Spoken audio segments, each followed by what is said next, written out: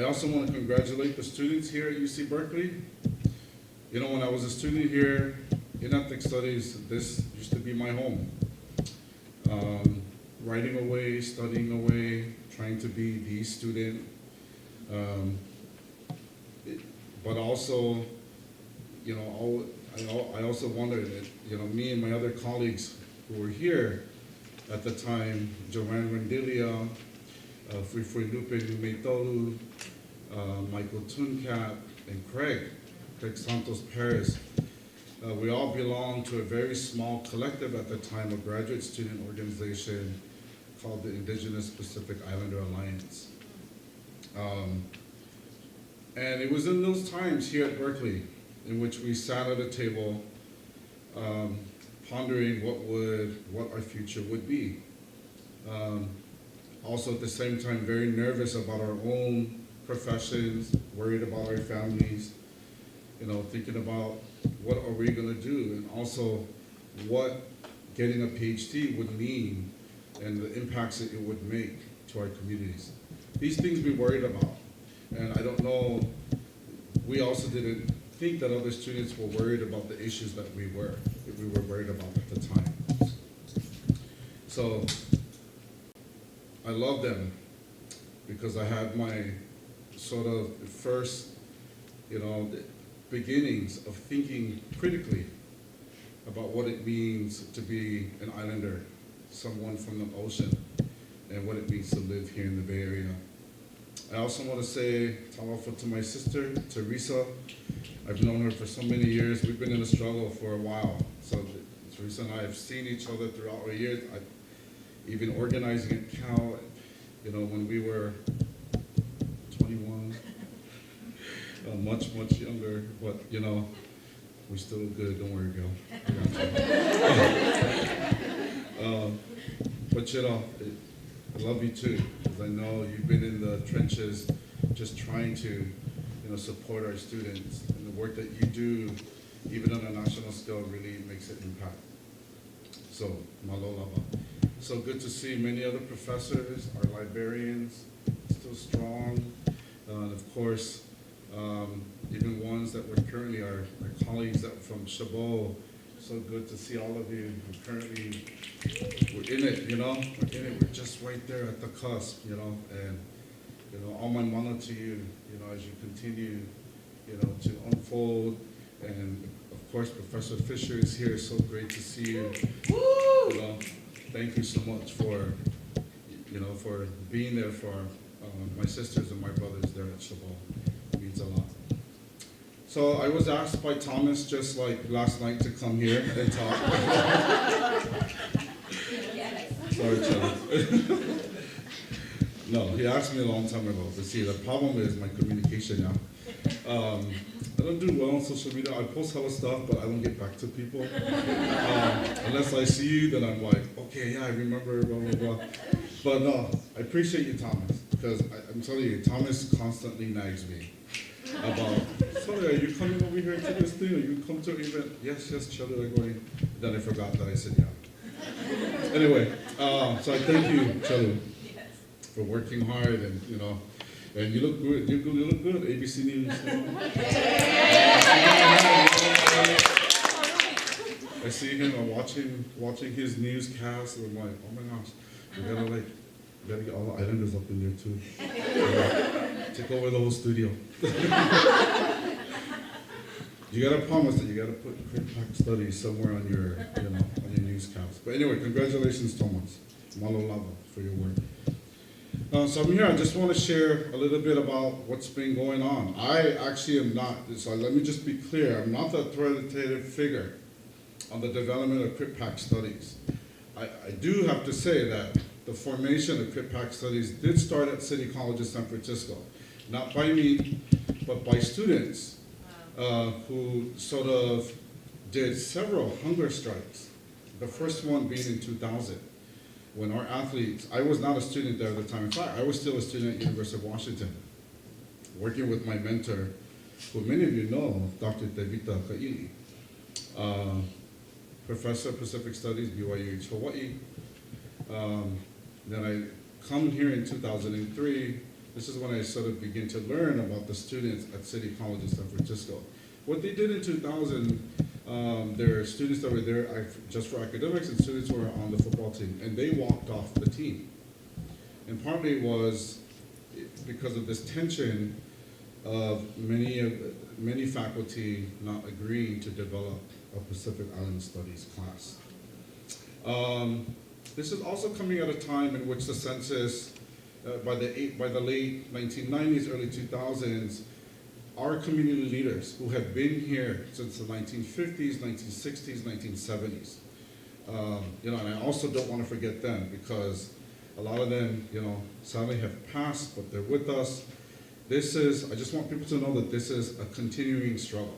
This is not anything different or new. The name may be new, but it's just a new kind of formation that actually draws from the work of our elders who have been on the streets doing community works in the 1950s, 60s, 70s, and 80s. But around the 2000s, the United States government, through the U.S. Census Bureau, does something amazing. It's something that's going to take a while for people to sort of latch on. Does anyone know what the U.S. Census Bureau did? Have an idea what they did in 2000? No? This is what they did. For the first time, they separated Asian and Pacific Islander categories. Something that, and I have to, my much love and respect to our elders in the community because they made that happen. Now they've gotten older. What's been happening at City and many other schools. I think there are sort of many islands across, at least in California, students at different colleges, universities who are sort of questioning, right, raising the issue, right? But I think it doesn't come to a head until our elders demand this change at the census level, at the U.S. federal level. But in 2000, specifically at City College, the students walk out, they do a small hunger strike, go to the chancellor's office, and demand that they develop a Pacific Island Studies class. They do create that. And then in 2003, they hire Native Hawaiian professor Cecilia Pritchard, who teaches our first Pacific Island Studies class at City, followed by Professor Fufui Lupe Numeitolu, and then I follow in after that. After Professor Numeitolu comes to grad school, we sort of switch off.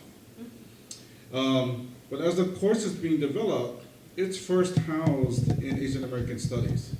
The students do not like that. Some may say that's kind of racist, kind of separatist, but it was also about going through a time in which islanders are reforming and asking about their identities. And for almost 40, 50 years, API becomes very problematic. In the 1960s, it worked.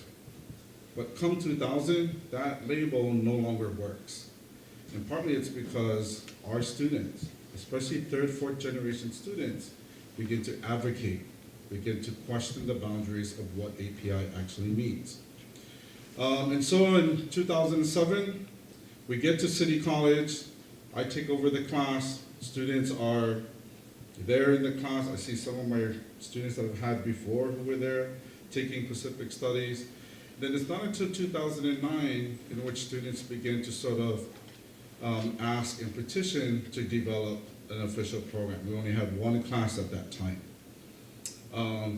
In 2009, the VASA program developed. The students sort of take the work that I and Dr. Hau'ofa, my late mentor, worked on in order to develop the cultural perspective. Both he and I do not call VASA a theory because theory presumes in the West that it's not real, but our lives are actually reality. So we worked on this sort of cultural perspective. And three things that we're trying to do at this time with this. One, make scholarship a lot more relative to our students. Number two, provide a different lens for our students to sort of use. Some might think that's metaphor, but for us, that means making scholarship a lot more accessible, right? And it's not about easy reading, it's about making sure that the pedagogy could sort of align with the new way that we're thinking about our scholarship. And of course, finding a way to recenter who we are as people for a while. And this is why if you ever read Dr. Ga'oupu's work in RC violence, in fact, Crit Pack Studies at City College and the Boston program is grounded in that essay. This is why it's so foundational for us to read Ga'oupu's work. So the attempt was to sort of recenter. For a while, Pacific Island studies or Islander peoples were sort of on the periphery, on the margins. This time, students wanted us to center that, to bring that in the middle, right? To bring that to a defined place where students could not only organize, but where students could also be comfortable with themselves and their identity. In 2014, we go to the curriculum committee. Our curriculum committee tells us two things. Number one, why aren't you in Asian American Studies? Or why aren't you in anthropology? So our students, of course, don't have the nicest things to say at the curriculum committee. But nonetheless, we go back to the drawing board. And it is in that discussion that students begin to sort of question, what is it are we learning in Pacific Island Studies? And in their assessment, from 2007 all the way up until 2014, students are recognizing that the decades of scholarship and literature about the Pacific is not by us. So we're sitting down, we're writing out this program, and then the students are saying, you know what? You've been teaching us ethnic studies courses that looks at critical race theory. I think it's time to sort of add critical to our new programming. And in 2014, Critical Pacific Islands and Oceania Studies was born at City College. So what do the students mean by critical? So three key things. Number one, it was critical for us to survive. Our students felt that the conditions that we were living under especially in the Bay Area, homelessness, losing our elders, health issues, us not getting the kinds of jobs that we deserve. They felt that at that moment, our health, the health of the PI community was essential and critical. Number two, critical meant to recenter. And that recentering over decades, over years, becomes translated into something that's decolonial. So critical not only means to recenter, it also means to decolonize. It's to bring culture, community, and center. Before, in academia, when we come to school, we're sort of asked, right, it's to check our cultures at the door. Now our students demand that the kind of pedagogy and whatever is taught in Pacific Studies, culture is now central. Critical for number three for our students meant to question, and to question all the scholarship that was written by non-islanders in the past century that formed Pacific Island Studies. So this is why, under these three reasons, we go back to the curriculum committee and City College launches their first certificate program in Crit Pack Studies. And then, of course, as you heard from Betsy, just last spring, City College launched their first major, an associate's degree as Crit Pack Studies. But we don't stop there, right? Our students are also advocates. We have a long list of support that we've sort of shared with all of our siblings across the Bay and in other states, Oregon and in Washington. Several of our Boston graduates who are now in the jails, just 2 years, we sort of met to sort of develop curriculum for the SF County Jail to bring Pacific Studies into the jails and make it accessible to our inmates who are of Pacific Islander descent. We just launched that this fall. We're now at SF County, within the County of San Francisco. The San Francisco Unified School District, along with City College and SF State, are now in the process of creating a Crit Pack Studies pipeline in an attempt to close the achievement gap. And what's fascinating about this is the use of their cultures as this guiding principle to do this. Starting next spring, we're putting an extra set of Pacific Studies classes into the high schools in SFUSD. This will hopefully start to sort of put our juniors and our senior students on the pathway so that they go right into city and then SS State. And then lastly, for fall next year, 2019, San Francisco State already now has a minor in Crit Pac Studies, and then they're getting ready to hire a tenure track professor in Crit Pac Studies. So that person is to oversee not only the minor, but also develop a bachelor's degree program in Crit Pac Studies. And so now it's so great.